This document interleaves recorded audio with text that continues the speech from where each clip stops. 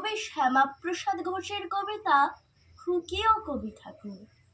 কৃষ্ণচূড়া বসে যখন পথের উপর নামে, একটা কবি চলতে চলতে হঠাৎ যেন থামে। যেই না থামা, একটা খুকি জানলা খুলে দিল উঁকি। বললে, শোনো কবি ঠাকুর, 25 তারিখ এলে তোমায় অনেক গান শোনাবো, একটু সময় পেলে। একটা একটা দিন চলে যায়, 25 তারিখ আসে। ঘুমের থেকে ভোর জাগলেই তার ছবিটাই ভাসে। আকাশ বলে রবীন্দ্রনাথ, বাতাস বলে রবি, পথের ধুলো বলে কবি, তুই কি আমার হবি। এমন সময় সেই খুকিটা যেই না শোনায় গান, জোড়াসাঁকোয় চমকে ওঠে ঠাকুর কবির প্রাণ।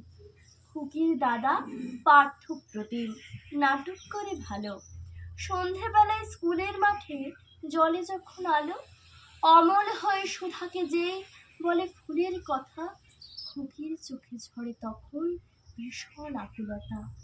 বলে, ঠাকুর বাঁচিয়ে দিও আমার মূল ডাকে। যেই না বলা, কবি ঠাকুর তার হাতে হাত রাখে।